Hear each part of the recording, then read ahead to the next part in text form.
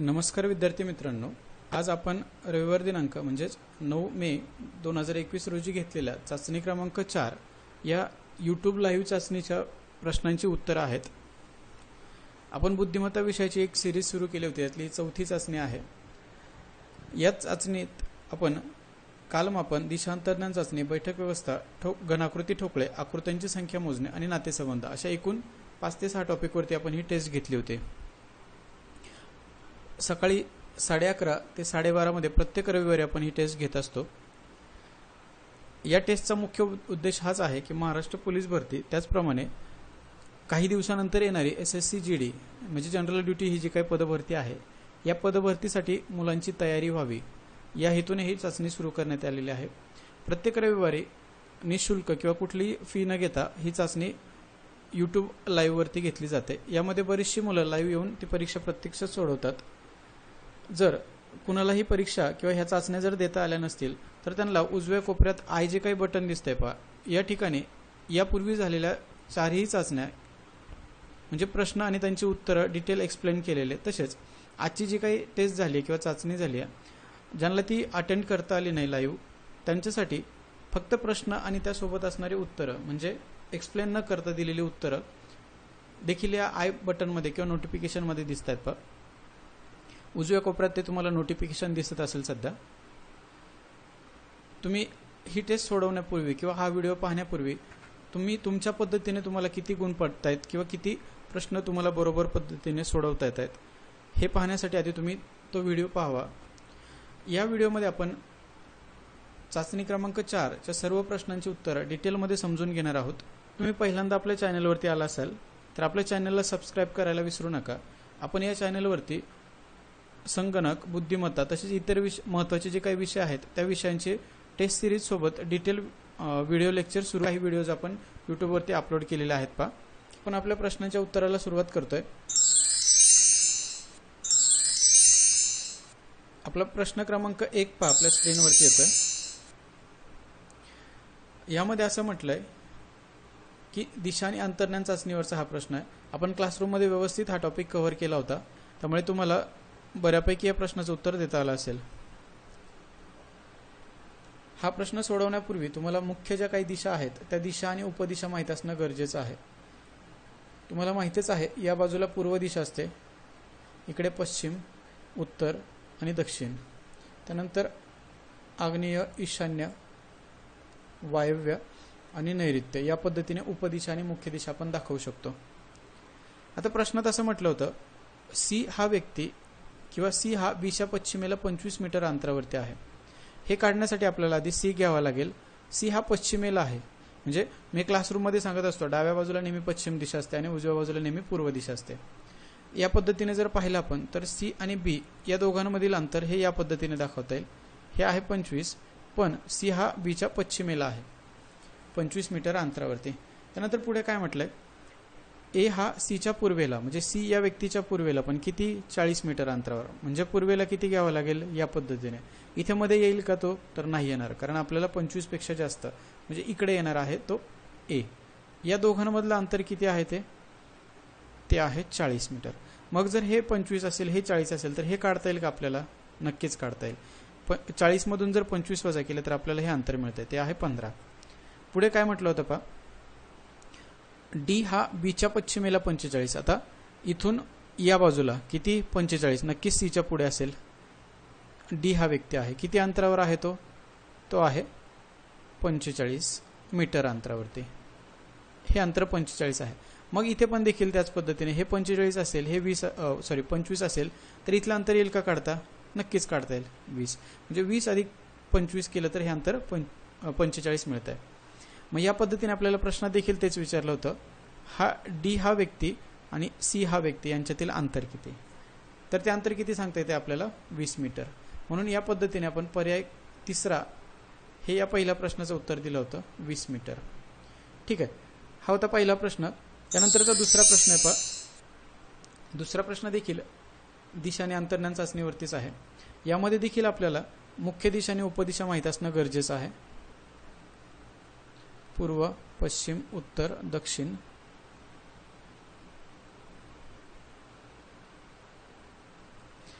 या पद्धतीने आपण मुख्य दिशा आणि उपदिशा काढू शकतो.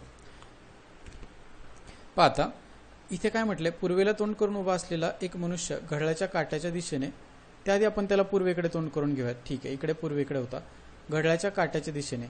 क्लासमध्ये मी सांगितलं होतं काट्याच्या दिशेने आणि काट्याच्या विरुद्ध दिशेने, याला अँटी क्लॉकवाईज किंवा विरुद्ध दिशेने म्हणतात. हा आहे घड्याळाच्या दिशेने. आता याला घड्याळाच्या दिशेने वळवायचे. किती अंश? फक्त 45 अंश. म्हणजे इथून जर तोंड असेल त्याचं तर या दिशेला फक्त इथे येणार आहे तो 45 अंश, म्हणजे आग्नेय दिशेला तोंड येईल. त्यानंतर पुढे काय म्हटलंय, 270 अंश कोणात? घड्याळाच्या काट्याच्या उलट दिशेने किंवा उलट्या दिशेने. आता 270 अंश वळवायचं आहे. इथून इकडे सरळ जर पाहिलं आपण या सरळ रेषेत, तर हे अंतर 180 अंश असतं. 180 मध्ये किती मिळवल्यावर 270 मिळणार आहे आपल्याला? तर ते 90 मिळवावे लागतात. म्हणजे इथून जर फिरवायचं झालं आपल्याला तर इथे येईल तो 180 ला, आणि त्यानंतर परत पुन्हा 90 अंशाच्या कोनात त्याला वळवायचं आहे. पहा 90 अंशाच्या कोनात जर वळवलं आपण इथून या पद्धतीने, म्हणजे उपदिशा येईल. ह्या इथे आता हे अंतर आहे 90 अंशाचं कोन. म्हणजे एकूण जर पाहायला गेलं तर इथून इथपर्यंत हे 270 अंश कोनात तो वळाला. म्हणून शेवटी त्याच्या तोंडाची दिशा कुठे असेल? या नैऋत्य दिशेला. त्यामुळे आपण दुसऱ्या प्रश्नाचं उत्तर पर्याय क्रमांक 2 नैऋत्य दिशा असं दिलं होतं. यानंतरच आपला तिसरा प्रश्न आहे स्क्रीनवरती. या प्रश्नात असं म्हटलंय, संजय नावाचा एक व्यक्ती आहे जो पश्चिमेकडे तोंड करून उभा आहे. याआधी आपल्याला दिशांचं चक्र काढावं लागेल. पूर्व, पश्चिम, उत्तर, दक्षिण. सुरुवातीला कुठे तोंड करून आहे तो? पश्चिम दिशेला, म्हणजे या बाजूला. त्यानंतर काही वेळाने तो 180 अंशाच्या कोनात घड्याळाच्या काट्याच्या उलट दिशेने, म्हणजे इकडे होता तो उलट दिशेने इकडे आलाय. पहा या दिशेला असताना इकडे आला 180 अंशाच्या कोनात वळतो. मग तो इकडून जरी आला तरी तो 180 अंशाच्या कोनात वळतो. म्हणजे 180 अंशासाठी पिछेमूड करून हा एक शब्द असतो जो परेडमध्ये वापरला जातो, किंवा आर्मीच्या परेडमध्ये वापरला जातो, किंवा एनसीसीच्या परेडमध्ये वापरला जातो. या पद्धतीने पिछेमूड करून आलाय तो 180 अंश, म्हणजे सध्या पूर्वेला तोंड असणार आहे त्याचं. त्यानंतर पुढे काय म्हटलंय, पुन्हा 45 अंश कोनात घड्याळाच्या काट्याच्या उलट्या दिशेने. या पद्धतीने जर तो घड्याळाच्या काट्याच्या उलट्या दिशेने वळाला तर पूर्वेला तोंड होतं. पूर्वेला असल्यानंतर त्याला 45 अंशाच्या कोनात जर वळवायचं झालं तर तो इथे येईल. म्हणजे कुठे तोंड येणार आहे त्याचं आता सध्या स्थितीत? या पद्धतीने, म्हणजे उपदिशेला नाव दिलं तर ईशान्य दिशेला येईल. पुढे त्यांनी अशी माहिती दिली, पुन्हा काही वेळाने तो 225 अंश कोनात घड्याळाच्या काट्याच्या उलट्याच दिशेने वळालाय. म्हणजे परत पुन्हा याच दिशेने वळवायचं त्याला. किती अंशाच्या कोनात? पहा बरं, तो त्याला वळवायचं आपल्याला 225 अंश. मग आता आपल्याला इथपर्यंत आपल्याला माहिती आहे, इथे होता तो, या दिशेला होता. इथून इथपर्यंत आलो आपण 180 अंशाच्या कोनात वळाला, 180 अंशाच्या कोनात वळालाय. मग 180 मध्ये जर आपण 45 मिळवलं तर आपल्याला किती मिळणार आहे? 225 अंश. मग अजून इथे पुढे 45 अंशाच्या कोनात त्याला वळवावं लागेल. ज्यावेळेस आपण 45 अंश इथपर्यंत आणतो तर त्याची दिशा कोणती मिळते आपल्याला? दक्षिण दिशा. म्हणून फायनली किंवा शेवटी त्या व्यक्तीचं तोंड कोणत्या दिशेला असणार आहे? दक्षिणेला. म्हणून या प्रश्नाचं उत्तर पर्याय क्रमांक 4 किंवा दक्षिण हे आपण तिसऱ्या प्रश्नाचं उत्तर दिलं होतं. ठीक आहे, याला शॉर्टकट पद्धतीने देखील सोडवता येईल. ती शॉर्टकट पद्धत अशी की आपल्याला असं सांगितलं होतं, पश्चिमेकडे तोंड होतं त्या व्यक्तीचं, इकडे लिहितो मी. पहा या दिशेला तोंड होतं. काही वेळाने तो 180 अंशाच्या कोनात, म्हणजे हे आता सोडून द्या, आता त्याला इकडे घ्या फक्त. म्हणजे 180 अंशाच्या कोनात वळाल्यामुळे त्याचं तोंड फक्त पूर्वेला आहे, सध्या स्थितीत पूर्वेला आहे. ठीक आहे. त्यानंतर पुढे काय म्हटलंय त्यांनी? घड्याळाच्या काट्याच्या दिशेने, म्हणजे दिशेने घेऊयात आपण, घड्याळाच्या काट्याच्या दिशेने 45 अंश, घड्याळाच्या काट्याच्या उलट्या दिशेने म्हटलं होतं, म्हणजे उलट दिशेने 45 अंश. त्यानंतर पुढे परत पुन्हा घड्याळाच्या काट्याच्या उलटच दिशेने किती दिलंय?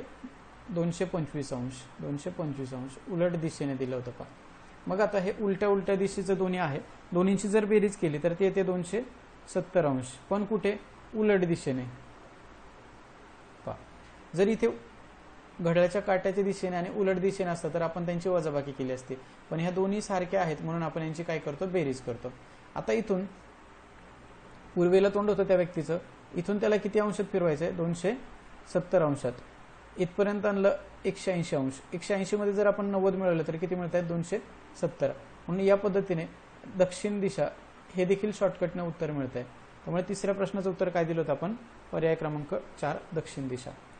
यानंतर आपल्या स्क्रीनवर येतोय पहा चौथा प्रश्न. चौथा प्रश्न असा होता, श्रीकांत नावाचा एक व्यक्ती आहे जो उत्तरेकडे तोंड करून उभा आहे. एका मैदानात तो उत्तर दिशेला तोंड करून उभा आहे या पद्धतीने. त्यानंतर पुढे म्हटलंय उजवीकडे वळून तो 30 किलोमीटर अंतर चालत गेला. उजवीकडे वळालाय तो, उत्तरेकडे तोंड होतं, उजवी दिशा त्याची या बाजूला असते. या दिशेने तो 30 किलोमीटर अंतर चालत गेला.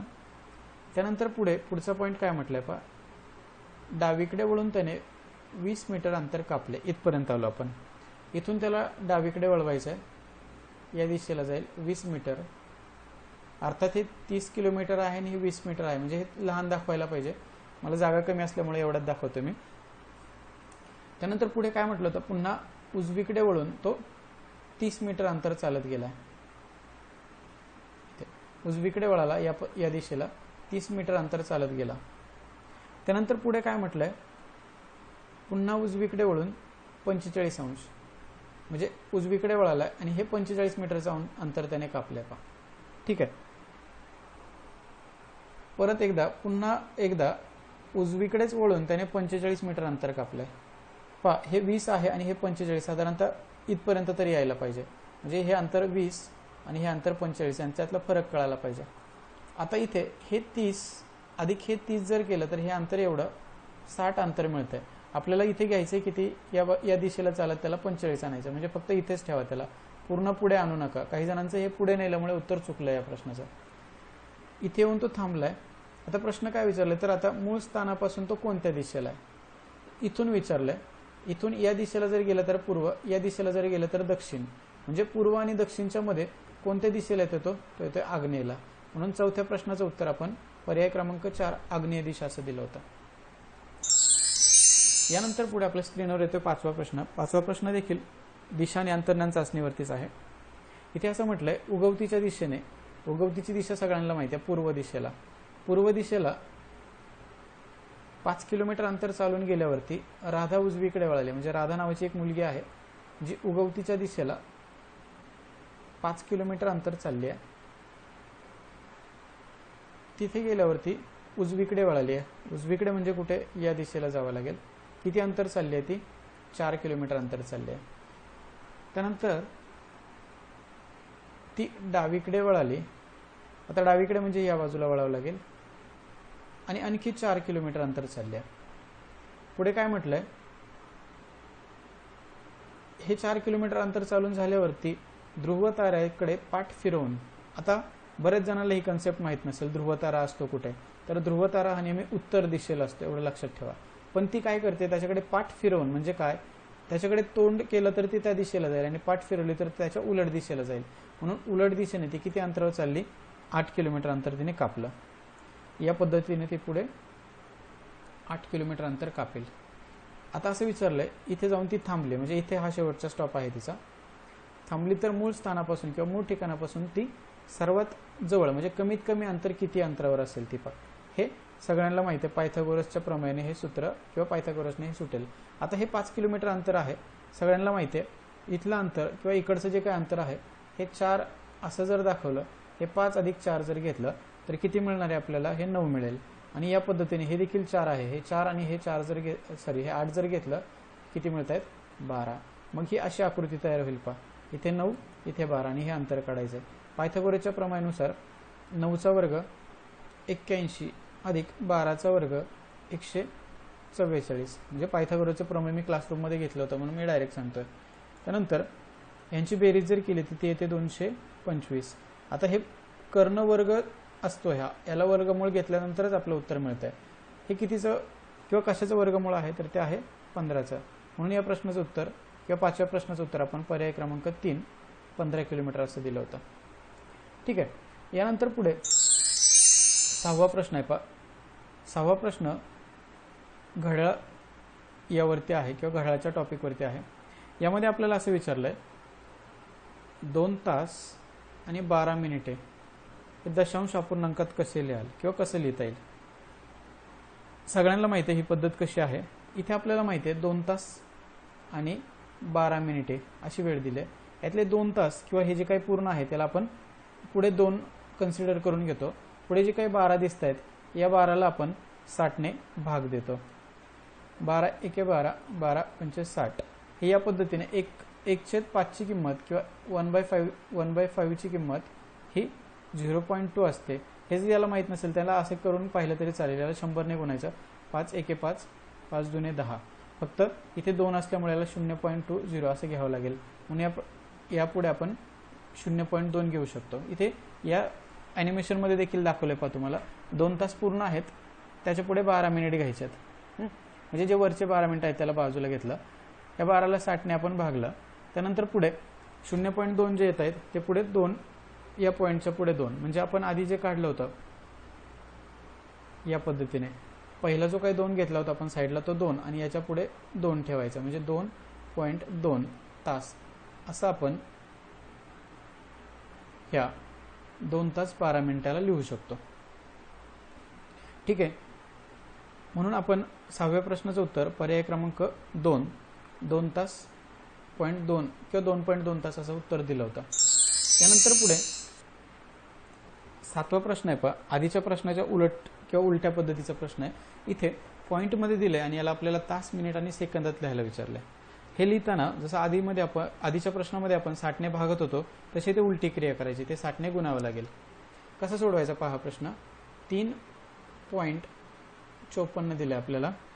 यातला 3 जो काही पूर्णांक आहे याला आपण साईडला घेऊयात. म्हणजे 3 तास हे फिक्स झाले. जर पर्यायात सुरुवातीला 3 तास जिथे नसतात आपण लगेच त्याला वेगळं काढलं असतं, पण सगळीकडे 3 तास आहे त्यामुळे आपल्याला पुढे सोडवावंच लागेल. आता हे वरचे जे काही उरत आहेत 54, याला 0.54 घ्यायचं आणि 60ने याला गुणायचं. पहा याला जर 60ने गुणायला गेलात किंवा 0.54ला जर 60ने गुणलं तर पहा फक्त 6ने गुणून पाहतो. पण 6 चोक 24, 6 पंचे 30 आणि 2 32 या पद्धतीने. म्हणजे इथे किती उत्तरात मिळेल आपल्याला 32.40.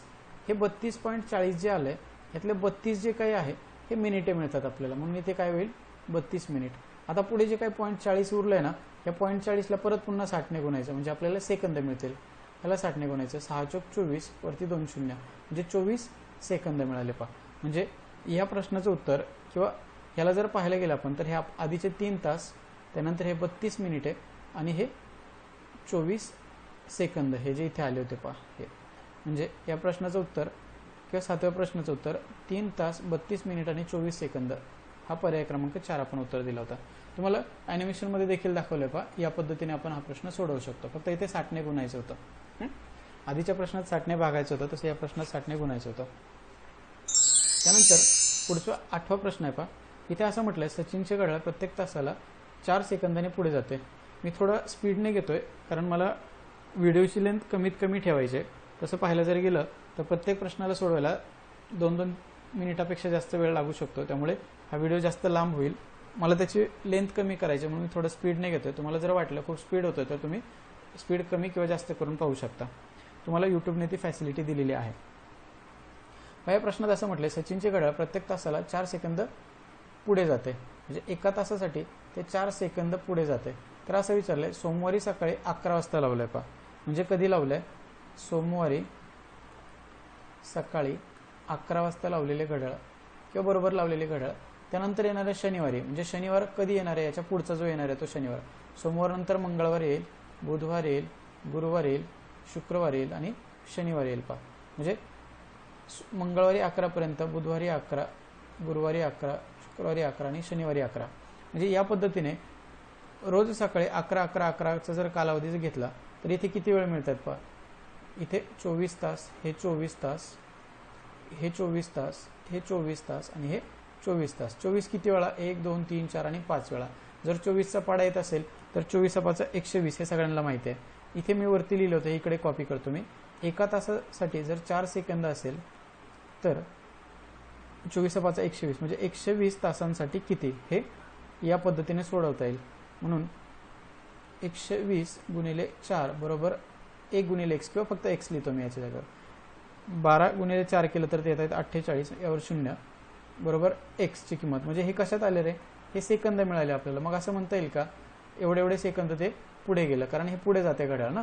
मग याला पुन्हा मिनिटात रूपांतर करावं लागेल. सगळ्यांना माहिती आहे मिनिटात रूपांतर करण्यासाठी याला काय करावं लागतं, 60ने भागावं लागतं.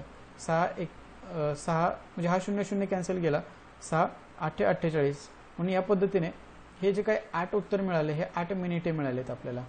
म्हणून सचिनचे घड्याळ प्रत्येक तासाला जर 4 सेकंदांनी पुढे जात असेल तर ह्या एकूण 120 तासात ते 8 मिनिटांनी पुढे जाईल. म्हणजे 11 वाजायच्या ऐवजी त्याच्या घड्याळात 11 वाजून 8 मिनिटे झालेले असतील.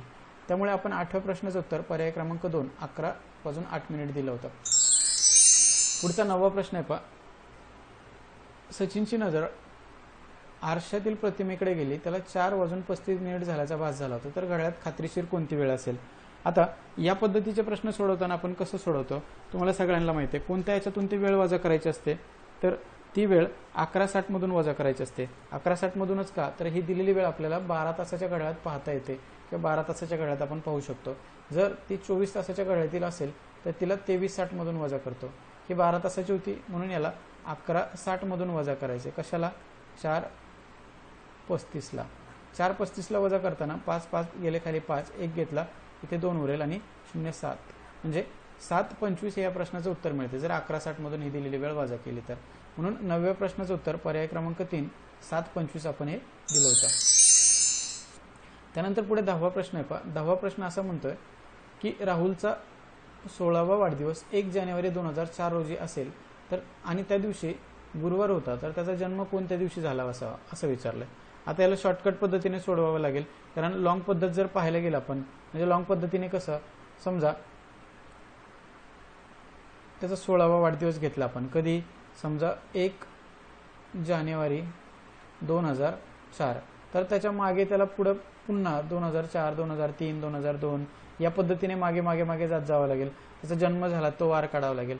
मग हे एवढी अवघड प्रोसेस करण्यापेक्षा शॉर्टकट पद्धतीने सोडवू आपण. इथे शेजारी दिसतंय तुम्हाला स्क्रीनवरती, हे 16 वर्ष आहेत. त्यानंतर पुढे जर या कालावधीत जर पाहिलं तुम्ही तर ते 4 लीप वर्ष येत आहेत. चला दाखवतो तुम्हाला पण मी. 4च्या आधी म्हणजे या पद्धतीने जर पाहिलं, 16वा वाढदिवस आहे 1 जानेवारी 2004ला, त्याचा वाढदिवस आहे. त्यानंतर त्याचा जन्म कधी झाला असेल तर त्याच्या आधी या पद्धतीने जर आपण मागे मागे गेलो, म्हणजे 3 2 1 याच पद्धतीने जर मागे गेलो तर आपल्याला एकूण 4 लीप वर्ष मिळतात त्या कालावधीत. 4 लीप वर्ष आणि एकूण 16 वर्ष हे जर एकत्रित केले आपल्याला तर ते 20 मिळत आहेत. म्हणजे 20 दिवस एक्स्ट्रा मागे जावं लागतंय, पण आपण 20ने एक्स्ट्रा न जाता आपण 7ने भाग देतो. 20ला जर 7ने भाग दिला तर आपल्याला बाकी किती मिळेल, 6 बाकी मिळेल. म्हणजे या पद्धतीने 7 2 14 14 अधिक 6 20 म्हणून बाकी 6 उरते. म्हणून आपण 6ने काय करतो, मागे जातो. 6ने गुरुवारपासून मागे जाण्यापेक्षा मी तुम्हाला एक क्लासमध्ये शॉर्टकट ट्रिक सांगितली होती, 6 + 1 करायचं म्हणजे 1ने पुढे जायचं, कारण आपल्याला आठवड्यातच रूपांतर करायचं असतं. गुरुवारच्या पुढे 1ने वार शुक्रवार मिळतो. म्हणून या पद्धतीने 10व्या प्रश्नाचं उत्तर पर्याय क्रमांक 1 शुक्रवार असं होतं. त्यानंतर पुढचा 11वा प्रश्न आहे पहा. हा 11व्या प्रश्नात असं म्हटलंय 3 वाजून 30 मिनिट म्हणजे 3:30 वाजले असतात, तास काटा आणि मिनिट काटा यांच्यातील किती अंशाचा कोन तयार होईल. सगळ्यांना माहिती आहे कोन काढण्यासाठी आपल्याकडे एक सूत्र आहे जे आपण 30h - 11/2 गुणिले m असं वापरतो. तास 3 घेतो आपण, मिनिट 30 घेतो. म्हणजे ह्या सूत्रात 30h - 11/2 गुणिले m मध्ये ही सूत्र ठेवूयात आपण. इथे तासाची किंमत ठेवली, मिनिटाची किंमत ठेवली. त्यानंतर ह्या 2ने ह्या 30ला आपण भाग दिला तर इथे किती उरेल, 15.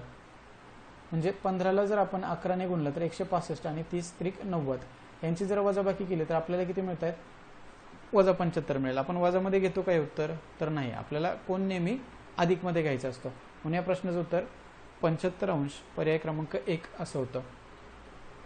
3:30 वाजता घड्याळात 75 अंशाचा कोन म्हणजे तास काटा आणि मिनिट काटा यांच्यात 75 अंशाचा कोन तयार झालेला दिसेल.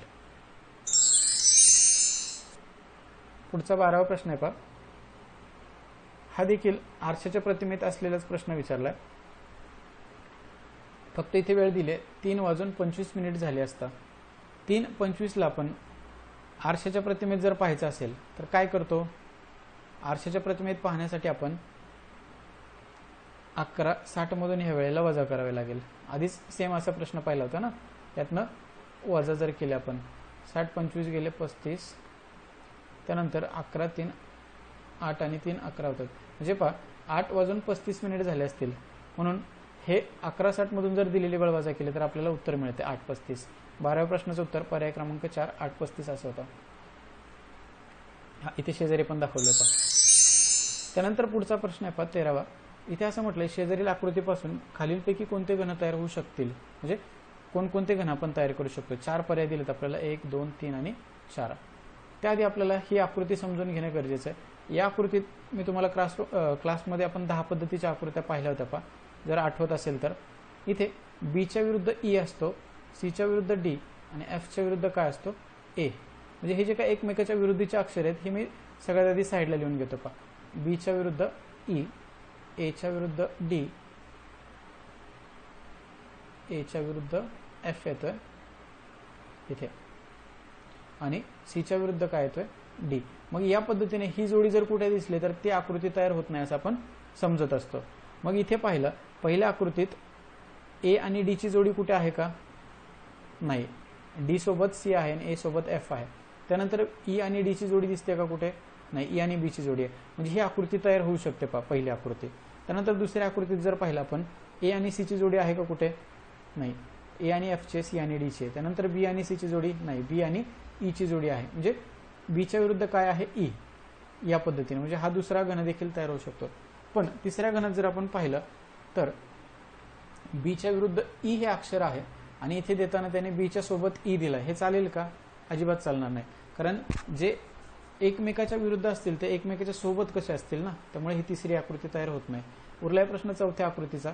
इथे देखील सी आणि डी एकमेकाच्या विरुद्ध आहेत पण ते सोबत दिले, त्यामुळे ही आकृती देखील होत नाही. म्हणून आपण 13व्या प्रश्नाचं उत्तर पर्याय क्रमांक 3 फक्त 1 आणि 2 असं उत्तर दिलं होतं. त्यानंतर पुढचा प्रश्न आहे का 14वा प्रश्न. हा देखील असंच आहे. इथे पाहिलं तर 1च्या विरुद्ध काय मिळतं आपल्याला, 1च्या विरुद्ध आपल्याला काय मिळेल इथे 4, 5च्या विरुद्ध 2, 3च्या विरुद्ध 6. शेजारी लिहितो 1 4 5 2 3 6. मग चला आकृतीत निरीक्षण करूयात आपण. 4च्या सोबत काय नकोय आपल्याला, 1. तो इथे आला लगेचच, म्हणून पहिली आकृती तर होणारच नाही. 1 आणि 4 हे एकमेकाच्या विरुद्ध दिसत आहेत आपल्याला इथे, पण ते सोबत आलेत. असं शक्य आहे का, तर नाही. त्यानंतर पुढे दुसऱ्या आकृतीत जर पाहिलं तर पहा बरं काय होतंय, 3 आणि 5 चालणार आहे का आपल्याला. 3च्या सोबत 5 चालू शकतो, पण 3च्या सोबत 6 चालेल का आपल्याला, नाही चालणार, कारण हे विरुद्ध आहेत ना एकमेकाच्या. हे कॅन्सल केलं आपण. त्यानंतर पुढे ही तिसरी आकृती, 2 6ची जोडी चालेल का, चालेल. 2 सोबत 5 आहे, 6 सोबत 3 आहे, चालू शकतं. 1 सोबत 2 चालणार आहे का, चालू शकतो. पहा 2 5 सोबत आहे, म्हणजे ही आकृती पॉसिबल आहे. त्यानंतर पुढे जर पाहिलं आपण तर 1 सोबत 6 चालेल का आपल्याला, चालू शकतो. 1 सोबत 4 आहे म्हटलं, 1 सोबत 6 चालू शकतो. पण इथे निरीक्षण जर केलं तर 6 सोबत 3 चालणार आहे का, अजिबात नाही चालणार, कारण ते दोघं एकमेकाच्या विरुद्ध आहेत, म्हणून ही आकृती शक्य नाहीये. पहा या पद्धतीने या 3 आकृत्या जर गेल्या तर फक्त तिसरी आकृती पर्याय क्रमांक 3 हे या प्रश्नाचं उत्तर दिलं होतं, फक्त 3. पुढचा प्रश्न होता पहा 15वा प्रश्न. हा बेसिक नियमावरती किंवा घनाकृतीच्या नियमाच्या वरती प्रश्न होता. घनाकृतीबाबत असा प्रश्न होता, घनाकृतीला एकूण किती बाजू, पृष्ठभाग आणि कोपरे असतात हे सगळ्यांना माहिती आहे. घनाकृतीला बाजू 12 असतात हे माहिती आहे. घनाकृतीला जर पाहायला गेलं या पद्धतीने आपण जर आकृती काढली, अशी जर आकृती काढली तर इथे कोपरे 1 2 3 4 5 6 7 आणि 8 कोपरे असतात. मग हे 6 कोपरे चालणार आहेत का आपल्याला, नाही, म्हणून हे तिसरं स्टेटमेंट तर चुकीचं आहे. त्यानंतर पुढे हा पर्याय वरील सर्व मध्ये तिसरा येत नाही म्हटल्यावर फक्त पर्याय 1 हे उत्तर देऊन मोकळा झाला असतात तुम्ही. त्यानंतर पृष्ठभाग हे खालचा थर वरचा थर, म्हणजे हे 2 अधिक बाजूच्या 4 भिंती. मी तुम्हाला क्लासरूम मध्ये इमॅजिन करून सांगितलं होतं 4, म्हणजे हे एकूण किती होत आहेत 6. म्हणजे घनाकृतीला 6 पृष्ठभाग पाहिजे होते, पण इथे किती दिलंय 8. म्हणजे हे चालणार आहे का 8चं, नाही. म्हणून या पद्धतीने 15 प्रश्नाचं उत्तर फक्त 1 पर्याय बरोबर आहे, म्हणजे फक्त 1 पर्याय क्रमांक 1 असं उत्तर दिलं होतं. पुढचा प्रश्न आहे 16वा प्रश्न आहे पहा. इथे देखील विचारलंय 5 या पृष्ठभागाच्या विरुद्ध कोणता अंक असेल. कसं सोडवतो आपण हा प्रश्न, क्लासरूम मध्ये मी तुम्हाला सांगितलं होतं पहा, जे अंक त्याच्या सोबत आहेत किंवा शेजारी आहेत ते त्याच्या विरुद्ध नसतात. या नियमाला वापरून आपण 5 इथे आहे आणि इथे आहे हे पाहिलं तर 5 सोबत 4 आणि 3 हे एकमेकाच्या विरुद्ध येणार नाही, म्हणून हा आणि हा पर्याय आपण काढून टाकला होता. त्यानंतर 5 सोबत इथे 1 आहे, तो त्याच्या विरुद्धच्या भागावरती नसेल, त्यामुळे हा देखील गेला. उरलाय काय आपल्याकडे फक्त पर्याय क्रमांक 2, म्हणजे पर्याय 2 हे 16व्या प्रश्नाचं उत्तर होतं. क्लासरूममध्ये मी यासाठी 3 पद्धती सांगितल्या होत्या, त्यातली ही पहिली पद्धत आहे. त्यानंतर पुढे शेजारील आकृतीत एकूण त्रिकोण किती आहेत पहा. ही आकृती दिसते तुम्हाला.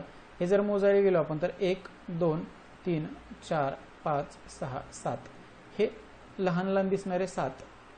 त्यानंतर हा जो काही मोठा आहे हा 8 आणि हा पूर्णतः बाहेरचा मोठा 9. हे असं सहज आपण मोजू शकत होतो. म्हणून 17व्या आकृतीत एकूण 9 त्रिकोणांची संख्या आहे. पर्याय क्रमांक 3 या प्रश्नाचं योग्य उत्तर होतं. पुढचा प्रश्न आहे पहा, 18वा प्रश्न आहे. इथे 5च्या विरुद्ध निवडायचं. आता इथे आपल्याला 2च आकृत्या दिसत आहेत आणि 5 सोबत पर्यायानुसार आपण 1 आणि 3 घालवू शकतो. 1 आणि 3 गेला, पण उरलाय 4. 4 कसा असेल किंवा 6 असेल का, हा पण प्रश्न पडतो ना. त्यामुळे ह्याला उलगडणे ही पद्धत मी क्लासरूममध्ये सांगितली होती. यासाठी मी एक केकचं उदाहरण दिलं होतं. आपण 3 मध्यभागी ठेवतो, त्यानंतर पुढे घड्याळाच्या काट्याच्या दिशेने 5 लिहिला, त्याच्या पुढे 1 लिहिला. या पद्धतीचे अंक आपण असे सरळ रेषेत लिहित होतो. ह्या 3 खाली परत इथे सारखा असलेला अंक आपण लिहून घेतला. जे सारखे आहेत ते एकमेकाखालीच लिहिले पाहिजे. त्यानंतर पुन्हा घड्याळाच्या काट्याच्या दिशेने पुढे कोणता अंक मिळणार आहे 6, त्याच्या पुढे काय लिहिला आपण 2. इथे जे काही समोरासमोर आहेत म्हणजे 1च्या विरुद्ध 2 आणि 5च्या विरुद्ध काय यायला पाहिजे 6. म्हणून 18व्या प्रश्नात आपण पर्याय क्रमांक 2 म्हणजे 6 हा 5च्या विरुद्ध असेल असं उत्तर दिलं होतं.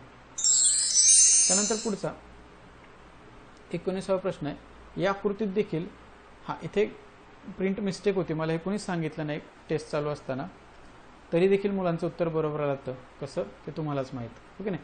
इथे त्रिकोण मोजायचे होते आपल्याला. या आकृतीत एकूण त्रिकोणांची संख्या किती असं विचारलं होतं. हे काढण्यासाठी आपण अशी आकृती मी क्लासरूममध्ये घेतली होती, पण तुम्हाला माहिती असेल. असं जर असेल तर आपण 1 2 3 4 5 6 7 8 घेऊन त्याच्यात दुप्पट करतो. 8 आणि 8 16. हे 16 यात सरळ सरळ त्रिकोण दिसत आहेत आपल्याला. त्यानंतर इथे पाहिलं तर हा 17 18 19 इथपर्यंत आलो, म्हणजे 16 ते 3 मिळाल्यानंतर. ठीक आहे. 19 नंतर या दोघांचा मिळून एक तयार होतो पहा 20, हा 21 आणि हा मोठा जो काही बाहेर आहे ना, बाहेरचा मोठा हा 22. म्हणून 19व्या प्रश्नाचं उत्तर पर्याय क्रमांक 3 22 अशी आकृतीत असणारे एकूण त्रिकोण होते. तीच आकृती शेजारी आहे. पुढचा 20वा प्रश्न आहे पहा, शेजारील आकृतीत चौकोन किती. आता मी क्लासरूममध्ये सांगितलं होतं तुम्हाला चौकोन आणि चौरस या दोघांमधलाही फरक समजून सांगितलं होतं. आता हे मोजण्यासाठी आपल्याला हे जे काही मधल्या रेषा आहेत ह्या साईडला काढून मोजा मी असं सांगितलं होतं. आपण कसं मोजतो चौकोन, तर चौकोन मोजताना आडव्या आणि उभ्या पद्धतीने नंबर देतो, म्हणजे 1 2 3 पुढे काय असेल ते. त्यानंतर या पद्धतीने 1 2 3 आणि 4 असे नंबर दिले. आपण इथे सूत्र वापरतो उभी बेरीज गुणिले आडवी बेरीज. किती येते आडवी बेरीज 4 3 1 आणि 2 यांची बेरीज 3 3 6 4 10. या पद्धतीने यांचा गुणाकार किती येईल रे 30. मग याचं उत्तर 30 देऊन चालणार आहे का, अजिबात नाही. कारण हा मधला एक राहिला ना आपल्याकडनं, तो घेतला पाहिजे. त्यात तो एक जर मिळवला तर याचं उत्तर किती मिळतं 31. म्हणून या प्रश्नाचं उत्तर पर्याय क्रमांक 2 31 असं होतं. या आकृतीत एकूण चौकोन 31 आहेत. पुढचा प्रश्न आहे पहा 21वा नातेसंबंधवरती प्रश्न आहे. यासाठी आपण आकृती काढतो. आकृती काढताना कसं घेतो पहा, ए हे बी चे वडील आहेत. हे कसं घेणार आपण, वडील असल्यामुळे चौकोनात घेतलं. कुणाचे वडील आहेत ते बी चे वडील आहेत. बी हा त्यांच्या खालच्या पिढीत येईल. त्यानंतर पुढे काय म्हटलंय, बी हे सी चे वडिलांकडून आजोबा लागतात. आता सी चे बी आजोबा आहेत म्हटल्यावर कन्फर्म पुरुष असल्यामुळे त्याला चौकोनात घेतला. सी चे आजोबा आहेत म्हटल्यावर यांच्यात कोणीतरी एकाची पिढी असेल, इथे सी. वडिलांकडून लागतायत म्हटल्यावर इथे वडीलच असणार आहेत. वडील आणि त्यांचे वडील म्हणजे आजोबा झाले. बी हे आजोबा दाखवले आपण, इथपर्यंत आलो. त्यानंतर पुढे काय म्हटलंय, सी ही डी ची मुलगी आहे. सी मुलगी आहे हे कन्फर्म झालं, पण इथे डी आहे का हे माहित नाही आपल्याला. कदाचित आई जरी असली ही देखील डी असू शकते, कारण डी ची मुलगी म्हटलंय. त्यानंतर पुढे काय म्हटलं होतं ते, डी ही व्यक्ती ईचा भाऊ आहे. आता कन्फर्म झालं आपल्याला, डी भाऊ आहे म्हटल्यावर हा डी पुरुषच असणार आहे. तो कुणाचा भाऊ आहे, ई या व्यक्तीचा. म्हणजे इथे डीच्या बाबत माहिती अशी दाखवली आपण. आता पुढे काय विचारलंय प्रश्नात, ईचा म्हणजे या व्यक्तीचा ई या व्यक्तीचा बीशी नातेक आहे, म्हणजे ह्या व्यक्तीशी नातेक आहे, म्हणजे बीची कोण लागते ती ई. या ईच्या बाबत सांगता येतं का रे? समजा जर वर्तुळात असतं तर म्हणता आलं असतं मुलगी आहे, समजा चौकोनात असतं तर म्हणता आलं असतं मुलगा आहे. पण इथे क्लिअर दिलं होतं का? फक्त असं सांगितलंय डी भाऊ आहे, पण ई कोण आहे सांगितलंय का? नाही सांगितलं. त्यामुळे काय करायचंय, याला आहे असंच असं सांगता येत नाही असं उत्तर द्यायचंय. याचा मुलगा किंवा मुलगी करू नका, हे उत्तर चुकेल मग असं. म्हणून या प्रश्नाचं किंवा 21व्या प्रश्नाचं उत्तर सांगू शकत नाही असं उत्तर होतं. जर भाऊ असता तर चौकोनात आला असता, मुलगी असती तर वर्तुळात आला असतं. हे आपण क्लासरूममध्ये चांगलं समजून घेतलंय. आपला 22वा प्रश्न आहे पुढचा. यात काय म्हटलंय, पी ही केची आई आहे, म्हणजे दाखवताना कसं दाखवणार, पीला वर्तुळात, आई असल्यामुळे वरच्या पिढीत, के खालच्या पिढीत. त्यानंतर काय म्हटलंय, के ही डीची बहीण आहे, बहीण असल्यामुळे वर्तुळात, कुणाची बहीण आहे के? डी या व्यक्तीची. त्यानंतर पुढे काय म्हटलंय, डी हे जेचे वडील आहेत, डी वडील असल्यामुळे डीला चौकोनात, आणि कुणाचे आहेत ते? जेचे, म्हणून जे त्यांच्या खालच्या पिढीत. त्यानंतर पुढे असं म्हटलंय, तर पीचे जीशी नातेक आहे, किंवा पी ही व्यक्ती जेची कोण लागते? आता हे जेचे वडील आहेत, पाहायला गेलं तर ही जेची आत्या लागते, आणि आत्याची आई किंवा वडिलांची आई कोण लागेल जेची? तर ती लागते आजी, म्हणजे वडिलांच्या आईला आपण आजी म्हणतो. म्हणून 22व्या प्रश्नाचं उत्तर पर्याय क्रमांक 3 आजी असं दिलं होतं. नंतर पुढचा 23वा प्रश्न आहे पहा. 23व्या प्रश्नात असं म्हटलंय, एचा मुलगा बीने सीशी लग्न केलं, म्हणजे ए या व्यक्तीचा कोणीतरी मुलगा आहे, त्याचं नाव बी, एचा मुलगा बी असं म्हटलं. इथे मुलगा असल्यामुळे त्याला चौकोनात घेतलं, सीशी लग्न केलं. आपण लग्न केलेली जोडी अशी दाखवत असतो, क्रॉस, म्हणजे त्यांच्यात भांडण लावत असतो. कुणाशी लग्न केलंय? सीशी. झालं, इथपर्यंत आलो आपण. त्यानंतर पुढे काय म्हटलंय, तिची बहीण म्हणजे सीचीच बहीण डी, सीला कोणीतरी डी नावाची बहीण आहे, बहीण असल्यामुळे तिला वर्तुळात घेतलं, तिने ईशी लग्न केलंय, म्हणजे इथे दाखवतो मी थोडं जागा नसल्यामुळे, ई या व्यक्तीशी लग्न केलं. आता पुढे काय झालंय पहा, की ई म्हणजे हा जो कोणी व्यक्ती आहे ना, हा या बीचा भाऊ लागतोय. म्हणजे इकडून जर पाहायला गेलं, सॉरी याला चौकोनात घ्यावं लागेल, वर्तुळात घेऊन चालणार नाही, हा ई याचा भाऊ लागतोय, आणि याचं लग्न कोणाशी? या डी या व्यक्तीशी झालंय. म्हणजे पाहायला जर गेलं तर हे दोघं सख्खे भाऊ आहेत, आणि या दोघ्या सख्ख्या बहिणी म्हणजे एकाच घरात, सख्ख्या जावा म्हणतो आपण त्यांना, हो की नाही? या पद्धतीने हे असं नातेसंबंध तयार होतो. तर इथे प्रश्नात काय विचारलं होतं, डीचे किंवा डी या व्यक्तीचे एशी नातेक आहे, ही डी जी कोणी आहे ही एची कोण लागेल? तर मुलाची पत्नी, तिला सूनच म्हटलं जातं. म्हणून 23व्या प्रश्नाचं उत्तर पर्याय क्रमांक 2 सून असं उत्तर होतं या प्रश्नाचं. पुढचा प्रश्न आहे 24वा. इथे काय म्हटलंय, जर ए हा बीच्या मुलाचा भाऊ आहे, मग ह्याला आकृतीच काढावी लागेल पहा. ए हा बीच्या, आधी बी घ्यावा लागेल आपल्याला, बीच्या कोणीतरी मुलगा असेल त्याच्याही मुलाचा भाऊ आहे, बरोबर ना? वाचायला जर गेलो आपण तर पहा, बीच्या मुलाचा भाऊ कोण? ए हा. इकडून पाहायला गेलं तर ए हा बीच्या मुलाचा भाऊ लागतो. तर एचे बीशी नातेक आहे, किंवा ए हा बीचा कोण लागतो? इथे पाहायला जर गेलं तर हा मुलाचाही मुलगा म्हणजे कोण लागणार आहे? नातू, आणि नातूचा भाऊ नातूच असणार ना. म्हणून 24व्या प्रश्नाचं उत्तर पर्याय क्रमांक 1 नातू असं उत्तर दिलं होतं आपण. त्यानंतर पुढे आपला 25वा प्रश्न आहे पहा. हा बैठक व्यवस्थेवरती प्रश्न आहे. इथे काय म्हटलंय, एका शाळेत 6 शिक्षक फोटो काढण्यासाठी खालीलप्रमाणे बसलेले आहेत. आपल्याला दिशा दिली नसेल तर आपण त्यांना कुठे घेऊन बसवतो? या दिशेला उत्तर करून, म्हणजे उत्तरेकडे तोंड करून असं बसवतो. हे 6 जण आपण या पद्धतीने बसवले. प्रश्नात अशी माहिती दिली, यू आणि एस मध्ये फक्त पी बसले. आपण हे कसं घेतो? यू आणि एस मध्ये पी, पण याला शक्यता अशी पण तयार होईल ना, इकडून पाहिलं गेलं तर या दोघांच्या मध्ये, आणि इकडून पाहिलं तर गेलं तर या दोघांच्या मध्ये पी बसल्या. पुढे काय म्हटलंय, टी एका कडेला आहे, म्हणजे एकतर टी इथे असेल किंवा पाहायला गेलं तर इथे असेल, टी एका कडेला बसलाय म्हणून. त्यानंतर पुढे काय म्हटलंय, क्यू आणि एस मध्ये कोणही नाही. इथे एस दिसतोय आपल्याला, एसच्या शेजारी लगेच आपण क्यू चिटकून देऊ शकतो. पुढे काय म्हटलंय, आर कडेला नाही, म्हणजे इथे पाहायला गेलं तर आर इथे यायला नको, इथे पण आर यायला नको. हां, मात्र यूच्या डाव्या बाजूला लगेच बसलाय. यांची दिशा या बाजूला आहे, या दिशेला तोंड करून बसलेत, म्हणजे उत्तरेकडे तोंड करून बसलेत. इथे जर बसवायला गेलो आपण यूच्या या बाजूला, कुणाला बसवायचं आपल्याला, आरची माहिती सांगितली त्यांनी. इथे जर आरला बसवलं, तसंच इथे आरला जर बसवलं, या आकृतीत जर पाहिलं तर हा डाव्या बाजूला येतोय, पण इथे जर पाहिलं तर यूच्या उजव्या बाजूला येतोय. आपल्याला काय दिलंय, आर कडेला नाही, मात्र यूच्या कोणत्या बाजूला बसलाय, तो डाव्या बाजूला बसलाय. मग ही माहिती चालणार आहे का आपल्याला पुढे? नाही, कारण ते उजव्या बाजूला बसलं होतं.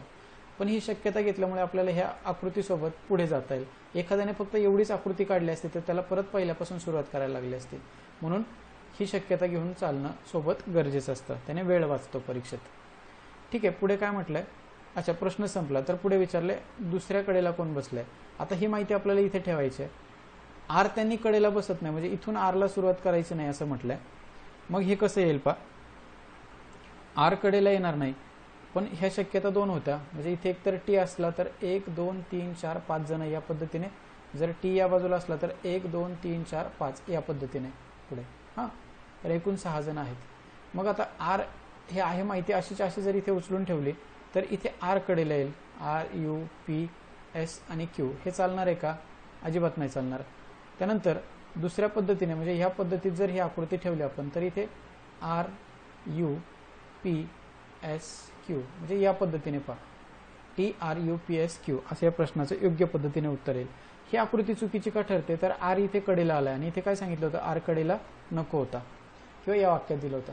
आता प्रश्नात काय विचारलंय पहा, दुसऱ्या कडेला कोण बसलंय? एका कडेला टी आहे हे इथे त्यांनी ठळक सांगितलं, आपल्याला स्पष्ट अक्षरात सांगितलं. तर दुसऱ्या कडेला कोण बसलाय? मग क्यू. म्हणून या पद्धतीने 25व्या प्रश्नाचं उत्तर पर्याय क्रमांक 2 क्यू असं उत्तर दिलं होतं. पुढे 26वा प्रश्न आहे पहा, क्रिकेटचा सामना पाहत 8 मित्र खालीलप्रमाणे बसलेत.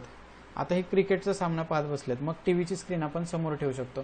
किती जण आहेत? 8 जण. 1 2 3 4 5 6 7 8. ठीक आहे, या पद्धतीने 8 जणांना आपण बसवलं. पुढची माहिती काय सांगितली त्यांनी, एच्या उजव्या बाजूला बी असून, म्हणजे एच्या, समजा जर तुम्ही ए असे आहात, तुम्ही या दिशेला बसलाय तर तुमची उजवी बाजू इकडेच येते, इथे बी ला बसवलंय. एच्या उजव्या बाजूला बी असून बीच्या उजवीकडे कोणच नाही, म्हणजे इकडे कोण नाही, याचा अर्थ काय होतं, बी शेवटी बसलाय पा. ठीक आहे, या पद्धतीने ए आणि बी ची अरेंजमेंट आपण केली. पुढे काय म्हटलंय, ई व जी यांच्यामध्ये कोण आहे? एफ. इथे बसवता येते का आपल्याला? नाही येत, म्हणून ई आणि जी यांच्यात एफ ला बसवलं. पण शक्यता अशी पण तयार होते, इकडे जी आला, इकडे एफ आला आणि इकडे आला तरी चालू शकतं ना हे, या पद्धतीने. हां, त्यानंतर पुढे काय म्हटलंय, एच च्या उजव्या बाजूला जी बसलाय. इथेच हिंट मिळाली आपल्याला, एच च्या उजव्या बाजूला जी बसलाय. म्हणजे इथे जर एच असला तर हा कुठे येतोय? जी डाव्या बाजूला. आणि इथे जर एच बसवला तर हा कुठे येतोय? उजव्या बाजूला. म्हणजे ही माहिती आपल्याला पुढच्या वाक्यातनं कॅन्सल करता आली. आता पुढे फक्त आपण एच जी एफ ई एवढं कंटिन्यू करणार आहोत. हे वरची आकृती आपल्याला कॅन्सल करायची आहे. पुढे हा इथे आलो होतं पहा, इथे पुढे काय म्हटलंय त्यांनी, बी व डी यांच्यामध्ये ए आहे, म्हणजे हा बी आणि इथे जर डी घेतला तर यांच्यात कोण बसतोय? ए. त्यानंतर पुढे काय म्हटलंय, आणि ई हा डीच्या शेजारी बसलाय. इथे जर ई घेतला तरच तो डीच्या शेजारी बसणार आहे. आता आपल्याकडे ही माहिती आहे, ही उचलून ठेवायची फक्त. इथे ई आहे तर याच्या शेजारी एफ, याच्या शेजारी जी आणि याच्या शेजारी एच. अजून पुढे एक माहिती किंवा एक वाक्य दिलंय, सी एका कडेला आहे. आता कड कोणती उरली आहे? तर ही एवढीच उरली आहे. म्हणून या पद्धतीने जर बसवायला गेलो आपण तर C H G F E D A आणि बी हे असं अरेंजमेंट करता येईल. प्रश्नात काय विचारलंय, ए आणि ई यांच्यामध्ये कोण बसलाय? ए आहे आपल्याकडे, ई आहे, यांच्यामध्ये कोण बसलाय? तर डी बसलाय. म्हणून 26व्या प्रश्नाचं उत्तर पर्याय क्रमांक 2 डी असं दिलं होतं आपण. ठीक आहे, यानंतरचा पुढचा 27वा प्रश्न आहे पण यामध्ये 6 मित्र त्याच क्रमाने वर्तुळाकार टेबलाभोवती बसलेत. वर्तुळाकार टेबल या भोवती 6 जण बसवायचेत आपल्याला. पहा कसे बसवणार आहे आपण, हे एक वर्तुळ काढलंय, समान अंतरावर बसवायचे असतात त्यांना. हे या पद्धतीने 6 जण बसले. आता ते आहेत त्या क्रमाने दिलेत, म्हणजे कसंही घेऊ शकतात. कोणी इथून पी ने सुरुवात करेल, कोणी इथून सुरुवात करेल, काही हरकत नाही. मी इथून सुरुवात करतो, P Q R S T U हे झाले 6 मित्र. वर्तुळाकार टेबलाभोवती बसवले. इथे माहिती काय दिली? प्रथम पी आणि आर यांनी आपापसात जागा बदलल्यात. म्हणजे पी आरच्या जागेवर बसला आणि आरच्या जागेवर पी येऊन बसला. ठीक आहे. पुढे काय म्हटलंय? टी आणि यू यांनी आपापसात जागा बदलल्या. म्हणजे यूच्या जागेवर टी जाईल आणि टीच्या जागेवर यू येईल. तर एसच्या जवळ कोण बसले किंवा एस कुणाच्या मध्ये बसला? एस कुणाच्या मध्ये आहे रे? यू आणि पी किंवा पी आणि यू. पर्याय क्रमांक 3 हे 27व्या प्रश्नाचं उत्तर होतं, पी व यू. पुढचा 28वा प्रश्न आहे पहा. यामध्ये शेजारील आकृतीत एकूण चौकोन किती आहेत असं विचारलंय. मी तुम्हाला क्लासरूममध्ये सांगितलं होतं, या आकृतीत चौकोन मोजताना आपण काय करतो? जे लांबलचक माहिती असेल किंवा लांब असेल त्याला आपण नंबर देतो. 1 2 3 ह्या पद्धतीने नंबर दिले. त्यानंतर जिथे जिथे कॉर्नर आहे, जिथे जिथे वळायचं आहे आपल्याला असं या पद्धतीने, याला 1 म्हणून पुढे याच्या पुढचा अंक 2, याला 1 म्हणून याच्या पुढचा अंक 2 आणि फक्त यांची बेरीज करायची आहे. पहा, हे मधले जे आहे ते 6 आणि हे साईडचे 4. म्हणजे एकूण किती बेरीज येईल यांची? तर हे येईल 10. म्हणून 28व्या प्रश्नाचं उत्तर पर्याय क्रमांक 2 10 असं उत्तर होतं. हे मॅन्युअली जरी मोजायला गेलात तुम्ही तरी मोजता येईल पहा सहज. म्हणजे या पद्धतीने जरी हाताने जरी मोजायचं म्हटलं तरी 10च भरतील. पहा इथे 1 2 3 4 5 हे 5 झाल्यानंतर या दोघांचं मिळून 6, या दोघांचं मिळून 7, या तिघांचा मिळून 8, या दोघांचा मिळून 9 आणि या दोघांचा मिळून 10. हे या पद्धतीने 10. पर्याय क्रमांक 2 हे 28व्या प्रश्नाचं उत्तर होतं. पुढचा 29वा प्रश्न आहे पहा. शेजारील आकृतीत एकूण चौरस किती आहेत असं विचारलंय. चौरस कसे काढतो आपण? तर हे काढण्यासाठी देखील आपण 1 2 3 4 या पद्धतीने आडवे नंबर आणि उभे 1 2 3 4 ह्या पद्धतीने नंबर देतो. पुढे फक्त यांचा तिरकस गुणाकार करायचा असतो. म्हणजे या टोकाकडचा अंक गुणिले या टोकाकडचा पहिला अंक. मग 4 गुणिले 4 डायरेक्ट लिहिलं तर 16 अधिक 3 गुणिले 3 9 अधिक 2 गुणिले 2 4 अधिक हा 1 गुणिले 1 फक्त एकच उरलाय म्हणून 1. बरेच जण हा 1 घेतच नाही त्यामुळे त्यांचं उत्तर चुकतं.